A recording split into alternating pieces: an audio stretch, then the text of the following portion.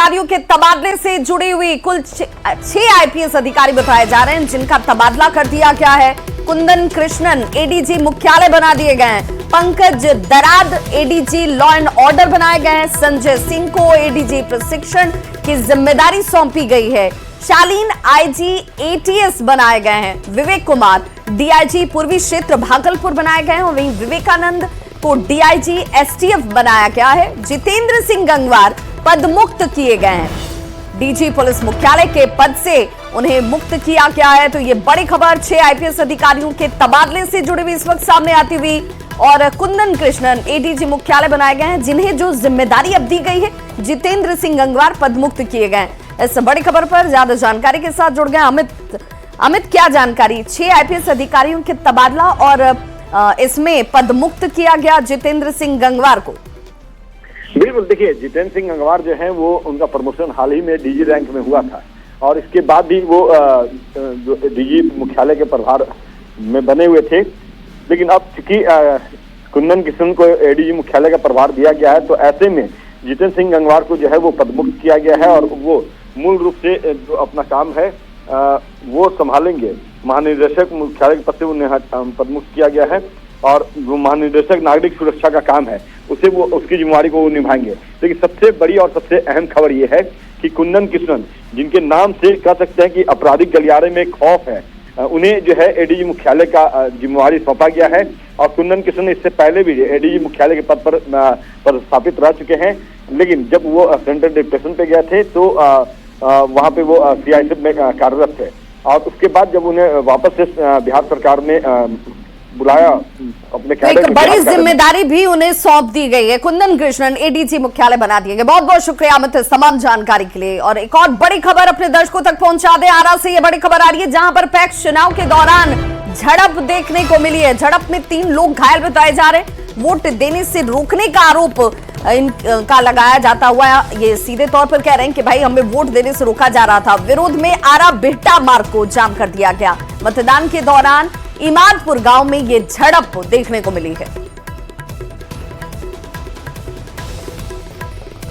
और इस खबर पर ज्यादा जानकारी के साथ जुड़ गए हैं संवाददाता चंदन, क्या फिलहाल स्थिति?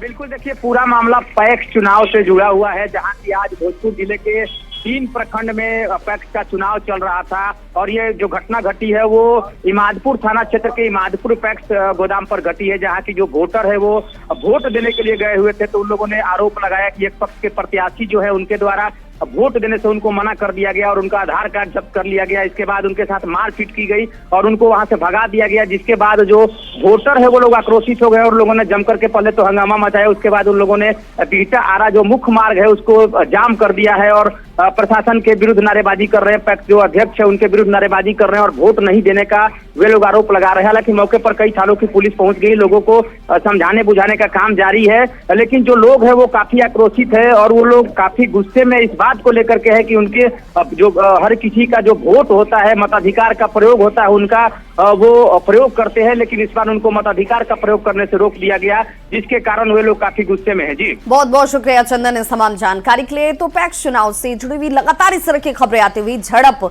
और हो हंगामे के बाद से अभी फिलहाल स्थिति को कंट्रोल में करने का प्रयास जारी है। मुजफ्फरपुर में एसवीयू यानी कि special vigilance unit CO Anil Kumar Santoshi के आवास पर छापेमारी करने के लिए पहुंची। इस दौरान सीओ के समर्थक छापेमारी को लेकर विरोध जाहिर करने लगते हैं। यही नहीं, सीओ के समर्थकों ने मीडिया कर्मियों पर भी जानलेवा हमला किया है। हैरानी की बात यह कि इस दौरान तस्वीर देखिए, उस दौरान क्या स्थिति बन गई। तुर्की थाना की पुलिस यहां खड़ी तो जरूर थी, लेकिन एक मुख्य दर्शक दरअसल कुर्ने ब्लॉक के राजस्व कर्मचारी जसपाल कुमार के 20,000 रुपए रिश्वत लेते रंगे हाथों इन्हें गिरफ्तार किया गया था। जसपाल कुमार की गिरफ्तारी के बाद कुर्नी ब्लॉक के अंचल अधिकारी सीओ अनिल कुमार संतोषी के आवास पर टीम पहुंचती है छापेमारी करने के लिए, जिसे लेकर सीओ के समर्थकों ने विरोध जाहिर किया। अनिल कुमार संतोषी की गिरफ्तारी पहले और उसके बाद यहां जैसे ही सीओ के कार्यालय और आवास पर टीम की मौजूदगी नजर आती है, उसके बाद आक्रोशित समर्थकों की तरफ से देखिए कैसे हंगामा किया गया।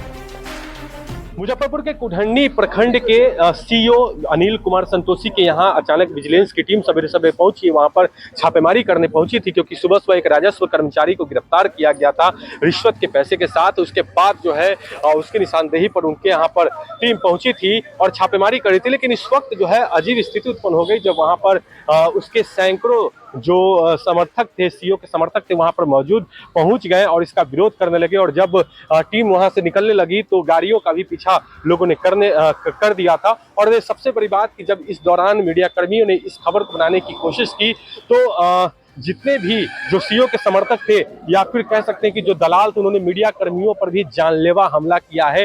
तो समझा जा सकता है कि स्थिति किस तरीके से उत्पन्न हो गई। वहां पर तमाम पत्रकारों को भी भगाया गया, वहां पर कई पत्रकारों को बंधक बनाने की भी कोशिश की, जब काफी मारपीट भी किया गया। लेकिन सबसे खास बात कि तुर्की थाना की पुलिस वहां पर मौजूद थी, लेकिन उसने एक बार भी इसका विरोध नहीं किया है। फिलहाल इस मामले की जानकारी सीनियर अधिकारियों को दी गई है। अब तमाम अधिकारी जो है वो मौके पर पहुंच रहे हैं। मुजफ्फरपुर से न्यूज 18 के लिए प्रियांक सौरभ।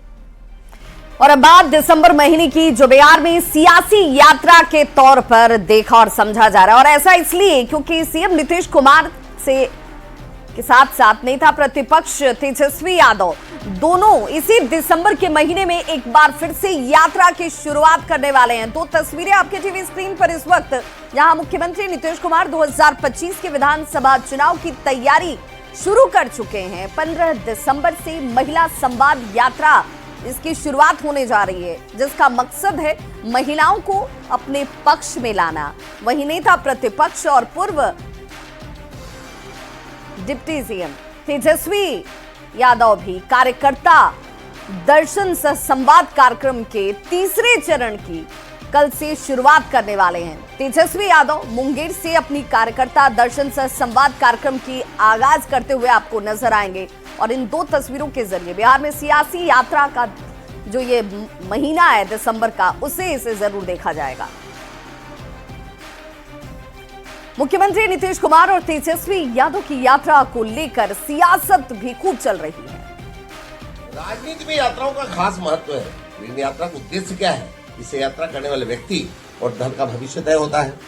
माननीय मुख्यमंत्री नीतीश कुमार जी विकास पुरुष हैं और अपनी यात्रा के दौरान वह जनता से संवाद कर विकास कार्यों का फीडबैक लेंगे। वह लोगों से जानकारी लेंगे कि क्या क्या हुआ है और क्या बाकी है। उनकी यात्रा विकास कार्यों को गति देने के लिए है। वहीं नेता प्रतिपक्ष तेजस्वी यादव जी की यात्रा संवाद के लिए नहीं, विवाद पैदा करने के लिए। तेजस्वी की यात्रा अज्ञानता का आतंक फैलाने के लिए है। वे अपनी उल जुलूल बातों से जनता को गुमराह करने की कोशिश करेंगे। आदरणीय मुख्यमंत्री नीतीश कुमार जी बिहार की 1 दर्जन से ऊपर यात्रा कर चुके हैं और आगामी 15 दिसंबर से उनकी यात्रा प्रस्तावित है। और आदरणीय मुख्यमंत्री हमेशा लगातार यात्रा पूरा करने के लिए भी जाने जाते हैं। वहीं तेजस्वी यादव न यात्रा पूरा करने के लिए भी एक रिकॉर्ड बना रखे हैं। तेजस्वी यादव को कम से कम इस बात का संकल्प लेना चाहिए कि हम इस बार अपनी यात्रा को ससमय पूरा करेंगे, लेकिन मुझे ऐसा नहीं लगता है कि उनकी यात्रा पूरा होने वाली है। देखिए, बिहार में इस महीने जो यात्रा आदरणीय मुख्यमंत्री जी की हो रही है, 225 करोड़ की यात्रा है। बिहार जैसे प्रदेश के लिए ये जनता पर बोझ है और जनता की गाढ़ी कमाई बहाई जा रही है पानी के तरह। इसके पहले जितने यात्रा हुए उसका क्या लाभ मिला बिहार को, इसका आकलन करना चाहिए। नेता विरोधी दल श्री तेजस्वी यादव जी कार्यकर्ता संवाद कार्यक्रम पहले से कर रहे थे, बीच में स्थगित हुआ था। झारखंड और बिहार के 4 सीटों पर उपचुनाव हुए थे, इस कारण से तेजस्वी यादव जी अपनी राजनीतिक यात्रा कर रहे हैं, लेकिन ये समझ में नहीं आ रहा है कि माननीय मुख्यमंत्री जी किस चीज की यात्रा कर रहे हैं। सरकारी पैसे पे वो यात्रा कर रहे हैं, लोगों से मिलकर क्या बोलेंगे, लोगों से क्या जो सरकारी व्यवस्था जो उनके लिए करते हैं, गिने चुने लोग आएंगे उनसे वो बात करेंगे, गलत फीडबैक देंगे और अंत में वही होगा, बिहार को क्या मिलेगी, माया मिली ना राम। ग्रामीण कार्य विभाग के मंत्री अशोक चौधरी ने नीतीश कुमार की यात्रा की सराहना की। अशोक चौधरी ने कहा कि ये नीतीश कुमार की पहली यात्रा नहीं है। सीएम नीतीश कुमार हर परिस्थिति में जनता के लिए खड़े रहते हैं। इस बार बिहार विधानसभा चुनाव में 220 से ज्यादा सीट लाने का हमारा लक्ष्य है। एक पॉलिटिकल पार्टी के लीडर को अपने लोगों के मनोबल को बढ़ाने के लिए नीचे जाना चाहिए, बात करना चाहिए। मेरी शुभकामना है कि इस यात्रा को वो पूरा कर ले। माननीय नेता यात्रा पर जा रहे हैं और कोई ये पहली बार नहीं जा रहे हैं। अपने 19 वर्ष के कार्यकाल में बहुतेरे यात्राएं माननीय नेता ने किया है। 220 के नंबर को क्रॉस करेंगे और ये हम लोगों का टारगेट है और ये इस बार क्रॉस होगा। जो 2010 का हमारा रिजल्ट एनडीए का था उसको इस बार ब्रेक करना है, यही हमारा लक्ष्य। तो मुख्यमंत्री नीतीश कुमार की यात्रा का केंद्रीय मंत्री जीतन राम मांझी ने भी स्वागत किया। जीतन राम मांझी ने कहा कि सीएम नीतीश कुमार हर बार किसी मकसद से यात्रा पर निकलते हैं। सीएम ने महिलाओं के लिए बहुत काम किया है। जी का प्रथम यात्रा नहीं है, शायद 12वां 13वां या 14वां यात्रा है और हर वक्त कोई मकसद से निकालते हैं और हर वक्त निकालते हैं यात्रा, उसमें सफल होते हैं। आज महिलाओं के बारे में उन्होंने बहुत काम बिहार में किया है। आधी आबादी हमारी है, सब कुछ महिलाओं को तरजीह दे रहे हैं। वैसी परिस्थिति में महिलाओं को अवेयर कराना बहुत ज़रूरी है, क्योंकि भ्रम फैलाने वाले बहुत से लोग हैं। ऐसी परिस्थिति में नीतीश कुमार यात्रा निकाल रहे हैं तो वो काबिल तारीफ है। हम उनके यात्रा का स्वागत करते हैं। वहीं 4 दिसंबर से तेजस्वी यादव भी तीसरे चरण के कार्यकर्ता दर्शन संवाद कार्यक्रम की शुरुआत करने वाले हैं। तेजस्वी की यात्रा पर डिप्टी सीएम विजय सिन्हा की तरफ से तंज कसा गया। यह तीसरा चरण होगा जब उनकी तरफ से ये यात्रा जो है वो कार्यकर्ता दर्शन संवाद कार्यक्रम के तौर पर आपको नजर आएगी। 4 दिसंबर की तारीख है जब तेजस्वी यादव इस तीसरे चरण में कार्यकर्ताओं के साथ संवाद स्थापित करने वाले। मकसद सीधा और साफ है, आगामी विधानसभा चुनाव 2025 जिसे लेकर हर पार्टी की तरफ से यात्रा जो है वो की जा रही है, लेकिन सबका फोकस इस वक्त नीतीश कुमार और तेजस्वी यादव की यात्रा पर है। जंगल राज लौटाने की यात्रा से लाभ नहीं होगा। बिहार की जनता बिहारी शब्द को अब गाली नहीं बनाएगा। बिहारी शब्द सब पर भारी बनेगा। बिहारी गौरवान्वित होगा। उनका जंगल राज, गुंडा राज उनकी यात्रा से अब लौटने वाला नहीं है। तो वहीं केंद्रीय मंत्री जीतन राम मांझी ने भी तेजस्वी यादव की यात्रा पर जमकर निशाना साधा। जीतन राम मांझी ने कहा कि उपचुनाव में तेजस्वी चारों खाने चित हो चुके हैं। बिहार की जनता अब ये भली भांति समझ चुकी है कि तेजस्वी सिर्फ झूठी बातें करते हैं। बिहार की जनता उनको कोई तवज्जो नहीं देती। अपना जगह तलाश कर रहे हैं। अभी के उपचुनाव में आपने देखा कि चारों खाने वो चित हो गए। वैसी परिस्थिति में वो सोच रहे हैं कि अब मैं क्या करूं कि जनता हमको एक्सेप्ट करे। लेकिन जो उनकी नीति है, जो रीति है, जो विचार है, बिहार की जनता समझ चुकी है कि सिर्फ बात के बतंगड़ ही वो करते हैं, करने वाले वो कुछ नहीं है। वो करते हुए तो झूठी बात करते हैं, फिर भ्रम फैलाने की बात करेंगे। लेकिन बिहार की जनता इतना राजनीतिक दृष्टिकोण से चालाक हो गई है कि उनकी बातों का कोई तवज्जो नहीं देगी। तो वहीं नेता प्रतिपक्ष तेजस्वी यादव की यात्रा पर केंद्रीय मंत्री गिरिराज सिंह ने भी जोरदार और बड़ा हमला किया। गिरिराज सिंह ने कहा कि यात्रा पर निकले या फिर तपस्या पर, इससे कहीं कुछ नहीं होने वाला। यात्रा पर निकलेंगे तो ज्यादा से ज्यादा किसी का पोस्टर नोचवाएंगे, हरा गमछा लहराएंगे। ये यात्रा पर निकले या तपस्या पर निकले, इससे कुछ नहीं होने वाला है। बाय इलेक्शन था, 4 में से 4 लिया एनडीए, 3 सीट उनका था, तो उसके बाद कौन सी यात्रा निकाल रहे हैं। और